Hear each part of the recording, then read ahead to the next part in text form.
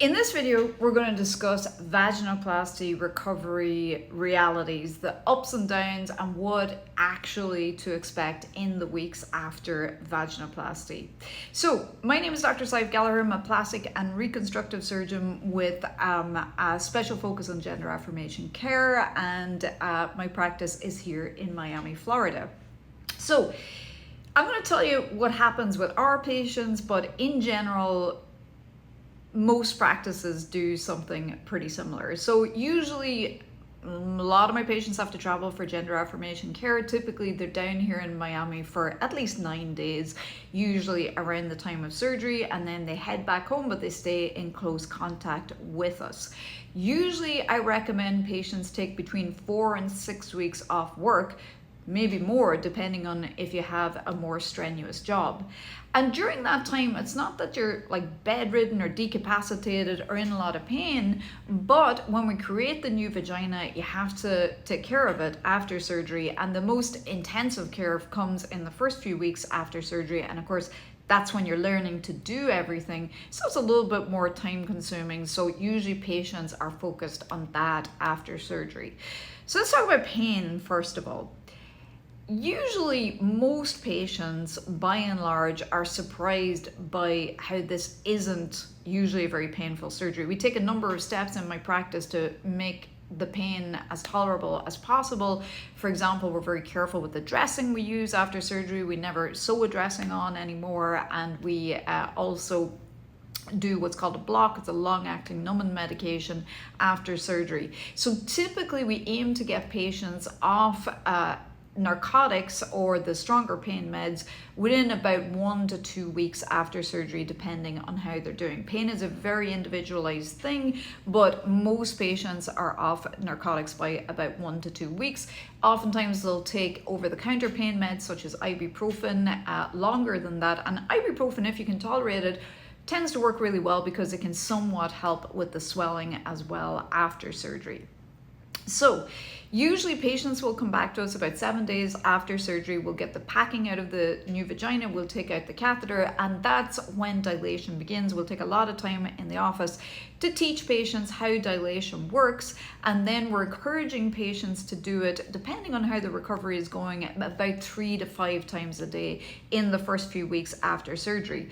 This is to train the patient how to use their new vagina, and also to make sure we don't get what's called vaginal stenosis, which is narrowing of the new vagina at the same time. So during this early post-op time, dilation itself is kind of a full-time job, because this is when you're slowest at doing it. It's right after surgery, things are still healing down there. So most patients will take about 30 minutes each dilation session.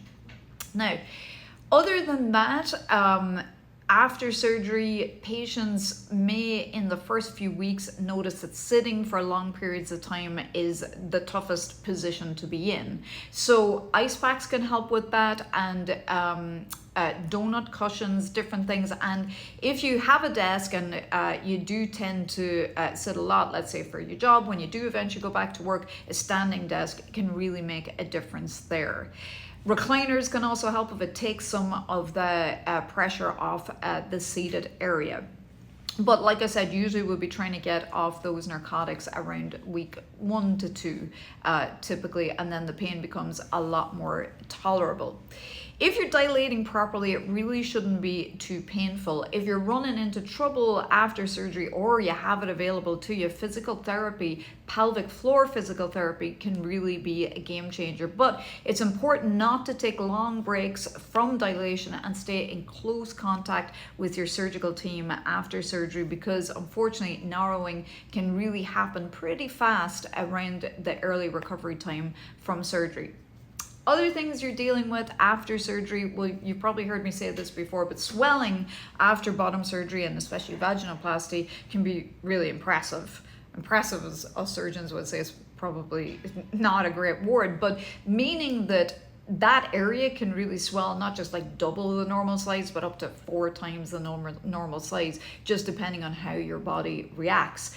It's not uncommon to have some wound healing problems as well. It can be associated with the swelling. So you're going to be in close contact with your surgical team who are going to tell you how to navigate this. With my patients, things like baths, if you're able to get into a bath, can be really soothing and can help kind of clean out the tissue after surgery, but always check with your own surgeon first of all. From an exercise point of view, first 2 weeks, you're really not able to do much at all. You're going to be exhausted. And especially in young patients who haven't had surgery before, you're usually very taken aback by how tired you feel and how quickly you run out of energy. And as well as that, a generalized kind of grossness after surgery is pretty normal too. So most patients, no exercise really at all in the first 2 weeks. After that, walks can be good for sure. You can do those in the first 2 weeks, but they're going to be short. But after 2 weeks, you're going to be introducing brisker walks and really working out. That sort of thing starts back between 4 to 6 weeks, depending on your surgeon's own recommendations. Sex. What about having sex after surgery?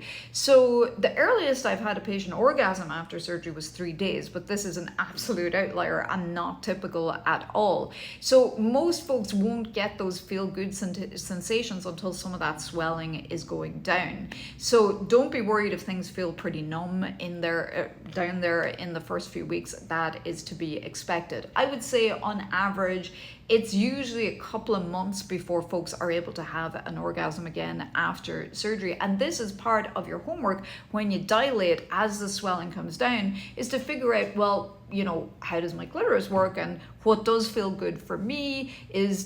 Are there any good sensations from inside the vagina when I dilate? Some folks get good sensations from prostate stimulation, for example. So all of that you're figuring out in the first few weeks after surgery, but do not be concerned if you have no appetite for that in the first few weeks. It's pretty normal. Most folks do not attempt sex for about 3 months after surgery, actually using that new vagina. Typically they want to be very comfortable with the dilation. Things want to be healed up down there, and a lot of the time when they are attempting first, they may dilate first, to get prepared. Using lots of lube is very important as well. So those are the typical things folks are doing after surgery. Smoking is a massive no, as it always is, at least 6 weeks before surgery, 6 weeks after, especially with vaginoplasty. It's completely disastrous. We want to be on a healthy diet, lots of protein, and in close communication with your surgical team. I hope this helps.